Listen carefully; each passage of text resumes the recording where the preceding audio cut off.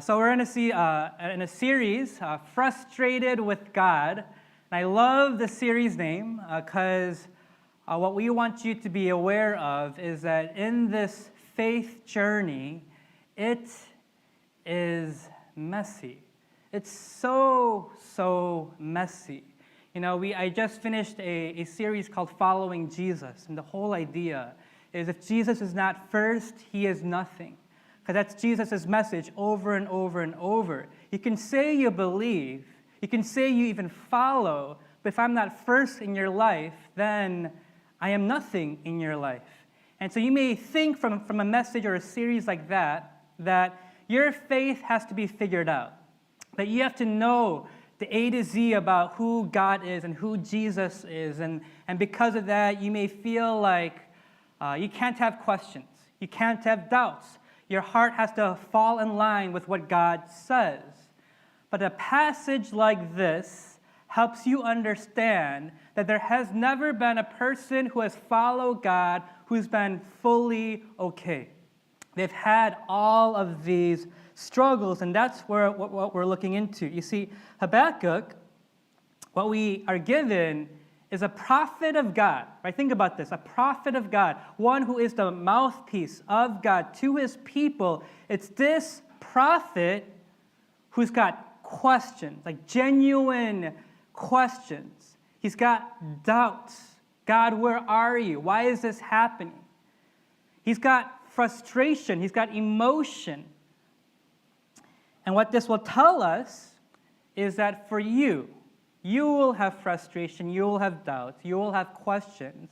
And what you need to know is that there is a safe space in your spiritual walk. There's this safe space where below it, you do not know, or you do know what God is doing. And everything is good. That's when you sing those songs, you know, you're a good father, right? You resonate with that. But there's a space, a faith space where you will have questions of God. So what you experience of God and what you know of God, there's this gap. And what I want to show you, and what Habakkuk shows you, is there's a safe space for you to be able to go to God with all of this. Because if you don't know how to handle your emotions, best case, you'll be disillusioned. That's the best case. You'll be a little bit jaded. Worst case, these frustrations, doubts, these emotions, it will lead you to this distance with God. And this gap will lead you to one day give up on God and to leave the faith. And those of you who may know of people who have left the church, often it's that issue. Well, if God is good, then why is there so much suffering? Right? It's usually an issue like that. And so what we need is to have this space when that happens in our lives, we know what to do. And with Habakkuk, in the first message, we talked about his frustration with God's silence. He is frustrated. God, where are you? I don't hear you. He says, how long, O Lord?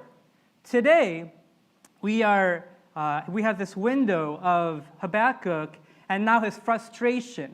You see, he's asked God, where are you? God responds. And in that response, he actually says, this is what I've been doing. So Habakkuk's like, oh, you've been working. And as he hears what God is doing, now he's befuddled. He's confused. He's like, what? God, that doesn't make any sense. I have no idea what category to put that. If you're good, if you're powerful, your response, it does not make sense. And that's what we're looking into today. What do you do when God doesn't make sense? Do you know what to do when God does not make sense?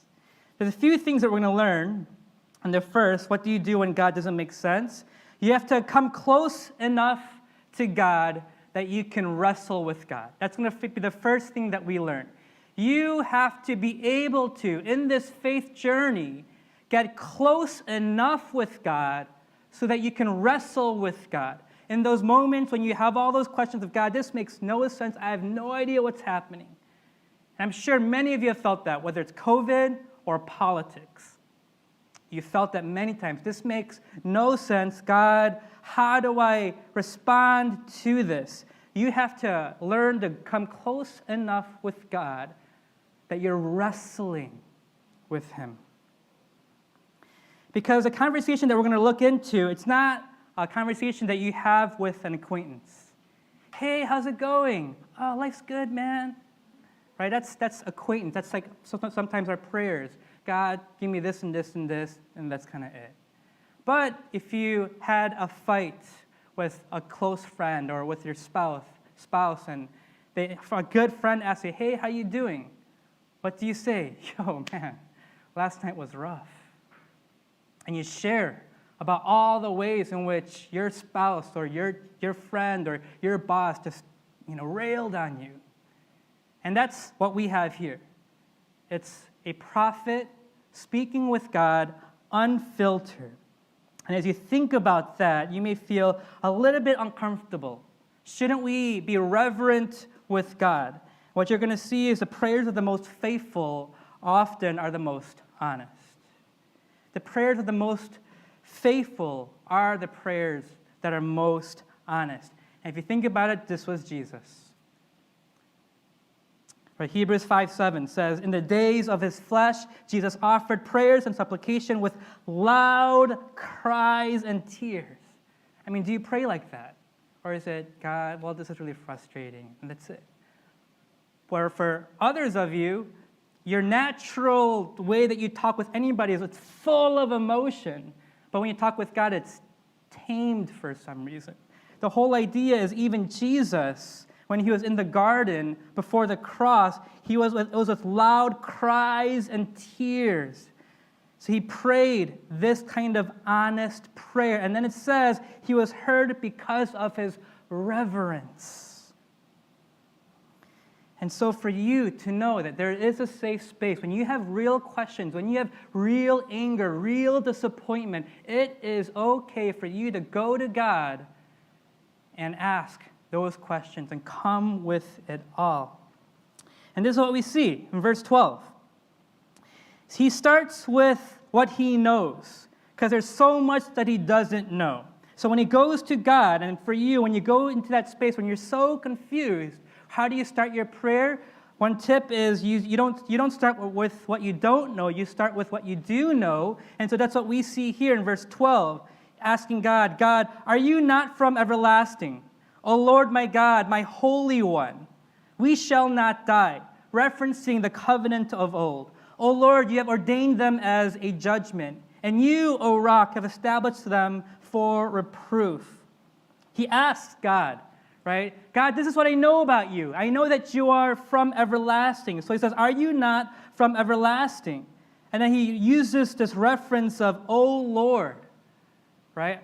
Speaking of Yahweh, that covenant name. It's the name that God reveals himself when he makes a covenant with his people. So what he is thinking is, God, you have shown yourself to be good and powerful, and that's how I know you. You are a covenant God. So he uses that name, O Lord, my covenant God. And then, what's the reference after that? My Holy One. It's not just knowledge of God. It's not just good theology. It's personal experience. And so you start to recognize this is not just any man saying any kind of bold prayer. This is a man who has walked with God, who has prayed to God with all these emotions. So he says, O Lord, O covenant God, my Holy One. And then the last reference is O Rock, a reference to his might, because his people are in need. That's how he starts off. And then from there, there's nothing about God and who he is. Now he gets into the mess, right? In verse 14, you make mankind the fish of the sea, like crawling things that have no ruler. It's a reference to how Babylon treats people, right? From verses 15 to 17, he talks about hooks, nets, drag nets, how these Babylonians, they find so much strength, so much comfort in their tools that they sacrifice, make offerings to their drag nets. right? And the whole idea is, God, you are telling me that the Babylonians are coming to bring justice to your people, but these Babylonians are barbarians. How can you use them? And so for Habakkuk, he is really wrestling with God. You say you are good, but I don't know how to process this new information. He's burdened by everything that he sees around him. And for many of us, that's one of the reasons we struggle with our faith. You are burdened with the many, many things you see, whether it's COVID or politics. But then when you think about all the other injustices, right? When you think about the genocide in Cambodia, right? When you think about the poverty in Africa, when you think about the many millions who are trafficked, that people are owning people in our generation, sold and trafficked, right? It's these numbers and stats. And if you ever meet someone who's actually been through some challenge, if you meet a North Korean defector and hear their stories, you feel it. It's not theoretical. You feel it. It's in those moments you have to be able to be honest and saying, God, I don't know what to do with that. Your own personal experience, your own personal struggles. You've been betrayed, and you don't know what to do with that. And that's what we see here. He first acknowledges what he knows about God, and then everything unfolds. Right? His own little Pandora box unfolds, and everything comes out. And then he goes back to God's character. And this is where it gets questionable for some of us. Can we use language like this? Verse 13. You who are pure eyes than to see evil and cannot look at wrong, why do you idly look at traitors? What's he accusing God of? God, you see and you don't care. What's he saying? He's basically saying, God, I care. Why don't you care? It's full of emotion. And you remain silent when the wicked swallows up the man more righteous than he. These are what you would call fighting words. These is what you would call one man wrestling with God. His heart bare.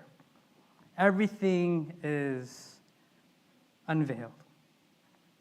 And what I want you to know is there's such a thing as holy honesty. You can be honest with God. I know you can't be honest with some people. And you always feel like, heck, I need to tell them this thing, but I don't know how to say it. And you think about it all day. With God, you don't have to think about how you're going to say it. In fact, I would say he invites that kind of holy honesty. You see, we have to learn to wrestle with God through holy, honest prayers. Because if you read the Bible from front to back, you realize almost every God-fearer does this. There's this honesty about their faith. And you think about that. If you only go to God with only the right prayers, Our Father, who art in heaven, hallowed be your name, right? And that's the only way that you pray. Then you don't allow your hearts to be unleashed and just go to the Lord. There is a place where there is holy honesty before the Lord. And I believe God invites you to a life like that, a walk like that, because that's what God does.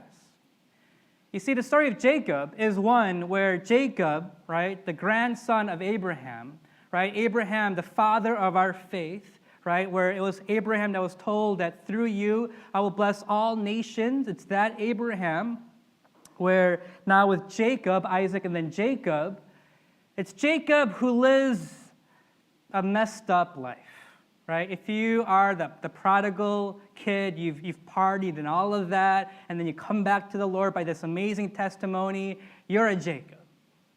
You see, Jacob, he lied his whole life. From the moment he was born, he was lying. And so the last time that he was at home, he leaves because he betrayed his brother. And so Esau is out for his life. So he leaves and goes to his uncle Laban's place. He's there for many, many years. And then God tells him, it's time for you to go back home.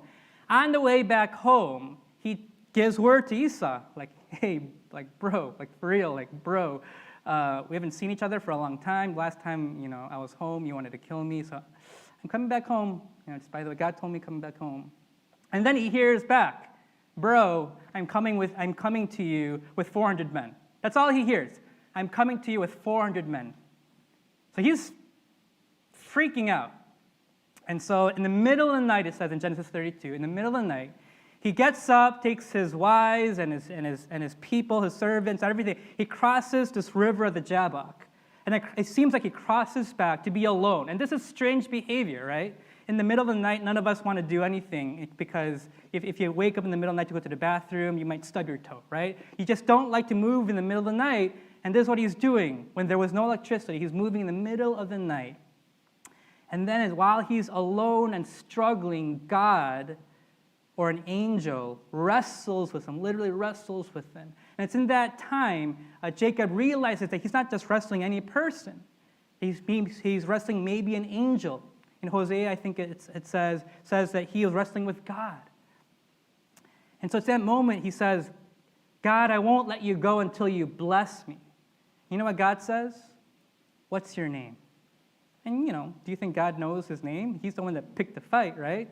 So he says, my name's Jacob, which means deceiver. It's that moment where God is encountering him, wrestling with him, asking him, do you know who you are? Do you know who you are? And he says, I am a deceiver. I am a liar. I have wanted my own way my whole life. That's what that means. So it's in that moment in Genesis 32, verse 28, he says, your name shall no longer be called Jacob, but Israel, for ye have striven with God and with men and have prevailed. And so Jacob's name is changed to Israel. Think about that. And this is now the name of God's people, all of his descendants. Like that promise to Abraham. Their name is Israel, and Israel literally means wrestling with God. His new identity is you will no longer wrestle with man, you will wrestle with God. This was one of my first sermons in seminary, in Genesis 32. And I preached it in our chapel class, and felt like I did a great job, and sat down, and the professor's like, what's the point of your sermon? I was like, surrender to God. And he asked me, he pushed back, is that the message of the text? And I thought about it. Because what God is saying is you have to wrestle with me. Before you surrender, yes, we should surrender. But the point of that is you have to wrestle so that you can surrender. If you just play dead, then you actually haven't gone through that journey with God where some sort of truth is spoken, when some sort of revelation of your heart is revealed. You have to go through that so that you can surrender. And that's what Habakkuk is doing. He is wrestling with God so that he can surrender. I actually don't think God expects us to just play dead. Because when we surrender, we're actually just playing dead, and there's some doubt or question that's unresolved in our hearts. And so when something happens, we go back to God and say, well, God, that doesn't make sense. What God is saying is there's a holy honesty that he expects from you. There's a safe space where you can come to me and approach me. And that's what we see in this passage. We see Habakkuk totally unleashed, unfiltered, going to God. In order to surrender, you have to wrestle. You have to learn to wrestle. The things that frustrate you in your life, learn to wrestle with that. And then at one point, you will understand. At one point, you will genuinely surrender. It won't be an idol anymore. Don't say the right prayers if your heart is not there yet. Be honest with God. Go through that journey. Some of you need to do that. Some of you need to spend hours praying, wrestling with God, wrestling with Scripture. 1 day in, 1 month in, 1 year in, 5 years in, 10 years in. Some of you may never know why you've experienced some of the hardships you have, but you continue to wrestle. That's real faith. He says, when you don't understand what's going on, come close. Wrestle with me. And then he says, not just come close and wrestle. He says, stay close, so close that you can be rebuked. That's not a message you'll hear every day at church. But he's saying, stay close enough where you can hear me. Hear me so well that when I speak to you, you can't run away. You have to listen. Right, that's what he says in chapter 2, verse 1. I will take my stand at my watchpost and station myself on the tower, look out to see what he will say to me. He's at the watchtower. He's placed himself here. Remember, this is a vision. It's a vision that God gives Habakkuk of Habakkuk having a conversation with him and God. So it's really a blueprint. What do you do when God is silent? What do you do when God doesn't make any sense? He gives this vision to Habakkuk. This is you, and this is what you do. You go to God. You pray honest prayers. So and you stay close enough where you stand at the watch post. You station yourself there, and you look out to see what he will say. But you know what's, I think, so honest about this? That last line. And what I will answer concerning my complaint. You see, he's on the lookout to see what God's going to say, but simultaneously he's already thinking about his response to God. Do you see that? So he's stationing himself, waiting for God's response, but that last line is, but I will answer, and what I will answer concerning my complaint. And that's totally us, right? Be with your friends or whatever it is. Oh, I should have said this, I should have said that. Well, tomorrow I'm going to, and you have this whole dialogue prepared in your head. He's doing this. Why? Because he knows he was very, very honest with God. I think he's a bit scared. I think he's probably wondering, did I go too far? So he stations himself, saying, whatever, God, you have to say to me, I will hear. That word complaint is actually a pretty soft translation. You see, you may have been hurt, you may have been told, like, you shouldn't complain in your prayers. Right? Because maybe you've been told, don't complain to other people. That word complaint can be translated as reproof, rebuke. So think about that. He is rebuking God. God, why are you idle? God, where are you? The Babylonians, you're preparing the Babylonians, that evil people who treat other nations like animals, you're bringing them to bring justice to us? And then he waits. With, I think, reverence and fear, he waits. He waits. You have to stay close enough that when he speaks, that you hear. And you have to prepare yourself so that you can hear. I had a conversation with my father this past week. We talked for like 2 hours and just talked to me a lot of things. And, with first generation parents and second generation kids, who are Korean or, there's a cultural gap and a language gap. And so this was a huge moment actually in our lives. And I was just asking him questions about different things. And he shared about just what he feels like as a parent. And I asked him, for advice and just his thoughts. And one of the things that he said was, children, they never listen. Children, they never listen. Obviously, speaking about me and my brother. And he said, at some point, the child has to think, maybe I don't know everything. Maybe my dad has something good to say. And I've been thinking about that all week. Because when we go to God, we come to God with all of this, all these thoughts. We think we know so much. We've read so many books. But think about how silly that is, right? For many of us, we speak only one language, right? Others of you, two. I mean, if you speak three, it's like, whoa, you speak 3 languages. And just to even comprehend, we are trying to question God about his ways, when even in terms of language, he understands every language. He is the father of all language, right? Cultures. He knows everything. And so the whole idea that we learn from Habakkuk is, yes, he's gone to God honestly, But I want you to know, he's not just going to God with all these emotions and that's it. He's actually going to God honestly so that he can learn.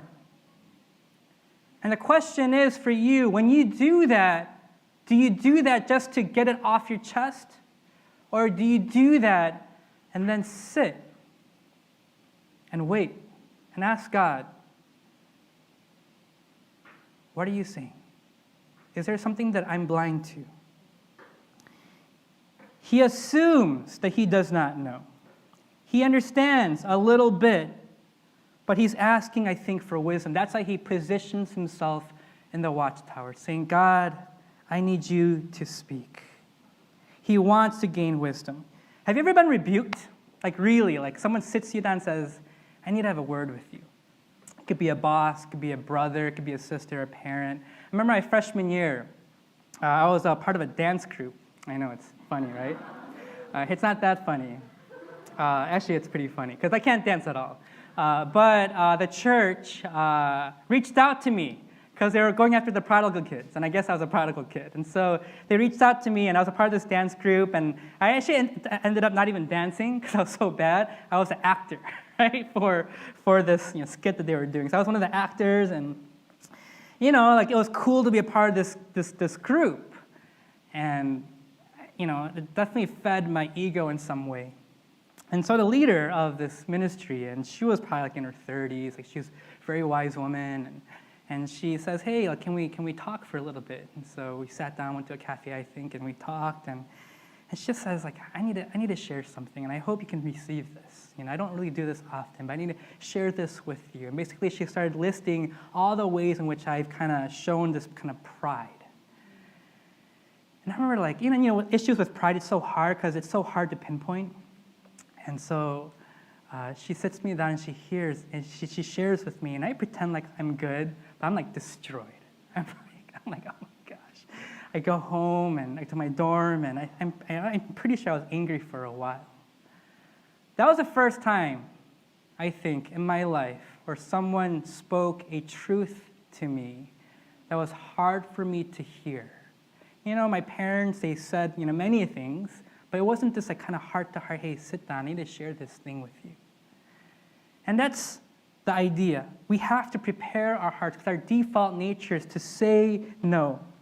Job, in all of his struggles, he says this in chapter 23. He says, today I also my complaint is bitter. And so you see this again. Men of God, people of God, going to God honestly, even complaining to God. I would lay my case before him, and I would know what he would answer me. And listen, so that I would understand what he would say. When you go to God with all your emotions, you have to stay there long enough, willing enough to hear a word of truth or even rebuke. Proverbs 10, Proverbs is filled with this, but 10:17 says you have to heed instruction, because as you do, it's a path to life. And he who rejects reproof leads others astray. The whole idea is you have to learn to be honest before God, but yet at the same time sit and be willing to hear. I would encourage you, for some of you, ask your friends, hey, is there anything that you need to tell me about my life? And be willing to hear that. Roommates are great, coworkers are great, small group leaders are great. You could even come to me. But the whole idea is, can you go to the Lord and open up your heart and hear? You have to go to God and wrestle with God. You have to stay close enough to wait, to hear from him and even be rebuked. And then you have to stay close enough to wait. Just to wait. Because sometimes to hear and to learn takes days, if not weeks, if not months, if not years. And for some of us, we won't know the answers to many things until we even die. And the question is, can you trust the Lord and wait? Because that's what he has to do.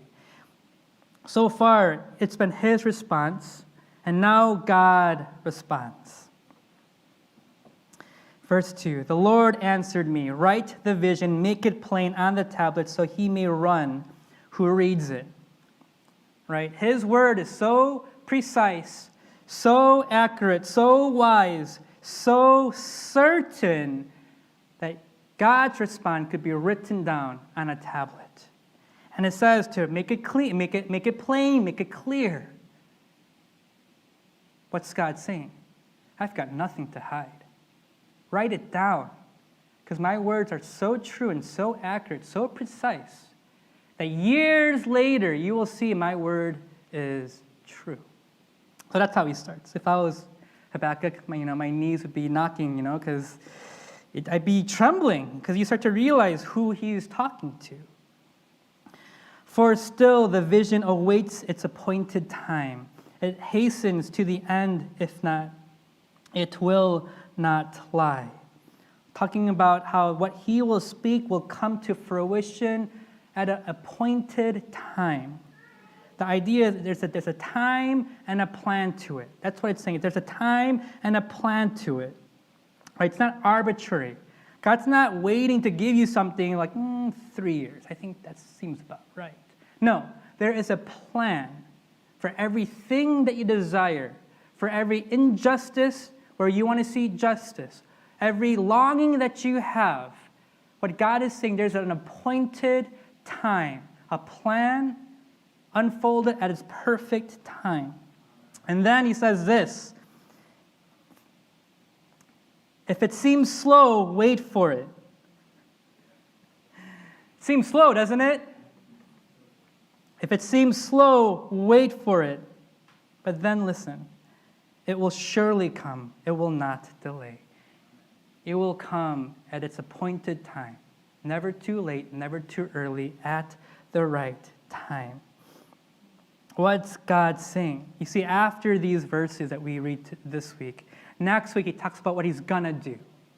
You see what he's doing? He's telling you, he's telling us, before you hear what you want to know, you have to be able to live it so that you can receive it. That's what he is saying. Before he gives us the answer, he tells us how to live. Live and wait is what he's saying. Learn to wait. I can tell you everything. You still have to wait. And think about it, that's hard, right? For many of you, you have many questions you want to ask God. When is this going to happen and when's that going to happen? And God says, I can tell you. You still have to wait. That's the hard part. Wait. Learn to wait. And then in verse 4, how do you wait? This is how you wait. Behold, the soul is puffed up. It is not upright within him. But the righteous shall live by faith. It's one of the first clearest proclamations of the gospel pre-Christ. It's what Paul uses to explain what faith is. He is saying, you have all these longings, all these desires within your heart, and I can tell it all to you. You have to learn to wait. You see, the one who can't wait is the one that soul is puffed up. How do you wait? The righteous shall live by his faith. You don't wait by your knowledge, right? God can tell you everything that you want. It is not by your knowledge that you wait. It is by your faith that you wait.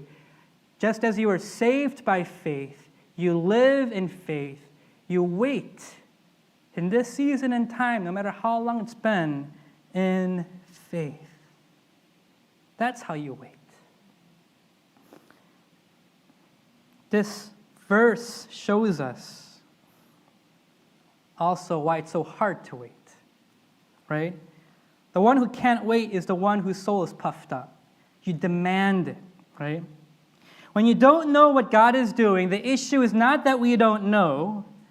It's the insatiable lust within our hearts that we demand to know. That's the issue. The issue is not, God, I want to know and I don't know. God, what's up with you? God's response is, I know all, you want to know. The issue is not that I don't share with you. The issue is you demand to know. It's your pride. That's what he's talking about. And then in verse 5, you see the fruition of it. Moreover, wine is a traitor. The arrogant man the arrogant man who is never at rest. His greed is as wide as Sheol, like death as like death, he has never enough. That is our hearts. God, why is this happening? God, why is that happening? God, tell me now, tell me now, tell me now. And when our patience runs out and we don't hear from God, that's when we cross our arms and we say, God, that's enough. Enough with you. You have not met my timeline. And so you walk away from the Lord. You see how that works? The issue is not that you don't know. The issue is you think you have the right to demand from God all the answers. You know what's amazing about this? God's response to Habakkuk is very, very generous. You know, he was preparing for a rebuke, and God doesn't rebuke him. He's actually very gentle. Actually, God responds and gives him all these answers. What this shows us is go to God, always. That's always the right answer. It's when you start to get bitter, proud, demanding, and you start to give up on God, that's when you realize you've gone overboard. The right answer is always you go to God. Bible's filled with men and women like this. Filled with people who don't know, even in Jesus' time, God, what is he doing? What is Jesus doing? That's what Martha and Mary, that's what they do. And then we see, it's not just these men and women of the Bible that do it. Jesus himself does it. He is the one. If there's one person that had the right to ask God a why question, it is Jesus. And when does Jesus ask it?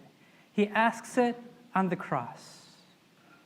When he knows what's happening, he understands it, but the suffering and pain is so much. What does he say?